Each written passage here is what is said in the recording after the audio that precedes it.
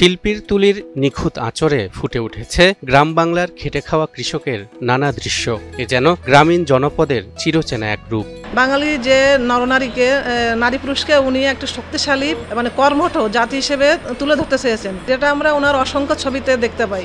এমনি করেই মানব সৃষ্টির আদিলগ্ন থেকে শুরু করে আবহমানকালের বিভিন্ন দৃশ্যপটগুলো জলজ্যান্ত হয়ে ফুটে ওঠে যে শিল্পীর হাতের ছোঁয়ায়। তিনি হলেন শেখ মুহাম্মদ সুলতান, যিনি এস.এম. সুলতান নামেই বেশি পরিচিত।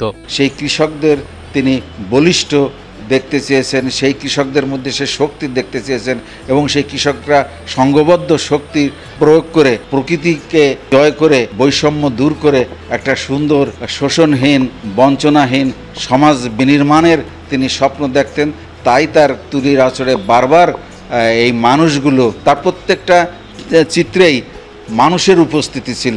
ইতিহাস থেকে জানা যায় তিনিই প্রথম এশিয়ান যার আঁকা ছবি পাবলো পিকাসো, সালভাদর দালির মতো বিশ্ববিখ্যাত চিত্রশিল্পীদের চিত্রকর্মের সঙ্গে প্রদর্শনীতে স্থান পেয়েছিল। কে জানত রাজমিস্ত্রি মেসের আলী ও মাজু বিবির ঘরে জন্ম নেয়া লাল মিয়াই একদিন বিখ্যাত চিত্রশিল্পী হয়ে বিশ্বকে তাক লাগিয়ে দিবে আর জাতির জন্য বয়ে আনবে অফুরন্ত সম্মান। তো ইচ্ছা করলে উনি বিদেশে কাটাতে পারতেন বা শহুরের জীবনে আরামায়েশের সুখ স্বাচ্ছন্দ্যের জীবন কাটাতে পারতেন, কিন্তু উনি সবকিছুকে ত্যাগ করে সেই নির্মোহ, উনি একজন যে নির্মোহ এবং নির্লোভ একজন মানুষ, সবকিছুকে উপেক্ষা করে সাধারণ জনপদে এসে লোকালয়ে সাধারণ মানুষের সঙ্গে উনি ঘুরে বেড়িয়েছেন বা সমস্ত জীবনটা, বাকি জীবনটা উনি সমস্ত জীবনই বলতে হয় যে এই সাধারণ মানুষের সঙ্গে কাটিয়ে দিয়েছেন। এস.এম. সুলতান 1923 সালের 10 আগস্ট নড়াইলের মাসিমদিয়া গ্রামে জন্মগ্রহণ করেন। মারা যান 1994 সালের 10 অক্টোবর যশোরে। মৃত্যুর পর চিত্রশিল্পী সুলতানকে সমাহিত করা হয় নড়াইলের চিত্রা নদীর পাড়ে তার জন্মস্থান মাসিমদিয়ায়। বর্তমানে তার আদি বাসভবন ও সমাধি ঘিরে প্রায় 26 একর জায়গা জুড়ে মনোরম পরিবেশে তৈরি হয়েছে সুলতান কমপ্লেক্স। উনি সবসময় বলতো জাকির, দেশকে ভালোবাসি। আমি তো একজন জাতীয় শিল্পী, আমি তো ফ্যামিলি প্যাট্রোনাইজ করি না। কাজে পড়ে তুমি এটাগুলো বুঝবা না। যেমন আমি দেশকে ভালোবাসি, ছেলে মেয়েকে ভালোবাসি, গাছপালাকে ভালোবাসি, জীব জন্তু এদেরকে ভালোবাসি। এদের একটা প্রাণ আছে, এই প্রাণটা অনেকেই বোঝে না। প্রাকৃতিক ছায়াঘেরা সুনিবিড় এ কমপ্লেক্সে শিল্পীর নিজ হাতে লাগানো নাগলিঙ্গম, স্বর্ণচাপা, আম, সফেদা সহ নানা গাছগাছালি আজও সুলতানের স্মৃতি বহন করে চলেছে। সমাধিকে দৃষ্টিনন্দন করতে সেটিকে সৌধে রূপ দেয়া হয়েছে, নির্মিত হয়েছে স্মৃতি সংগ্রহশালা। জীবিত সুলতানের থেকেও মৃত সুলতান এখন অনেক অনেক বেশি পাওয়ারফুল এবং অনেক বেশি বিস্তৃত, কারণ দীর্ঘদিন পরে হলেও এবছর ঢাকা বিশ্ববিদ্যালয়ে নানানভাবে একটা আয়োজন করতেছে এবং সেটা মনে হয় 3 দিন ব্যাপী।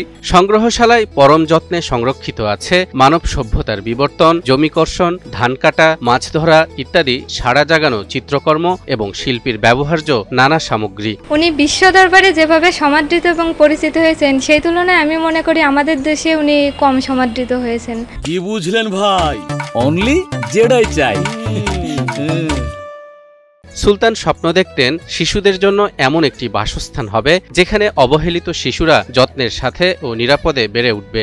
আজ শিল্পী নেই, কিন্তু তার সেই স্বপ্নের শিশু স্বর্গের বাস্তবায়ন হয়েছে। অবহেলিত শিশুদেরকে কিভাবে মনন শিল্পের মাধ্যমে জাগ্রত করা যায়, ভালো মানুষ তৈরি করা যায়, সেই উদ্দেশ্যেই শিল্পী সুলতান শিশু স্বর্গ বা নন্দন কানন এরকম আরো কিছু প্রতিষ্ঠান তৈরি করেছিলেন। শিল্পী এস.এম. সুলতানের স্মৃতি রক্ষায় নানা তৎপরতা সম্পর্কে জানান জেলা প্রশাসক শারমিন আক্তার জাহান। এস.এম. সুলতানের স্মৃতি সংগ্রহশালাটি সংরক্ষণের বিষয়ে ইতিমধ্যে আমরা কাজ করেছি। এটির আমাদের শিশু স্বর্গটি এক্সটেনশনের বিষয়ে আমাদের ল্যান্ড অ্যাকুইজিশনের কিছু প্রস্তাব মন্ত্রণালয়ে প্রেরণ করা হয়েছে ইতিমধ্যে। এছাড়াও সেখানে যে নদীর যে ঘাটটি আছে, যেখানে নৌকাটি রয়েছে এস.এম. সুলতানের, ওখানে একটা দৃষ্টিনন্দন ঘাট করার জন্য আমাদের প্রস্তাব সংশ্লিষ্ট মন্ত্রণালয়ে ইতিমধ্যে প্রেরণ করা হয়েছে। বরেণ্য শিল্পী এস.এম. সুলতানের স্মৃতি রক্ষায় সরকারের পাশাপাশি সংশ্লিষ্ট সকলেই কার্যকর ভূমিকা রাখবে, এমনটাই প্রত্যাশা বিশিষ্টজনদের।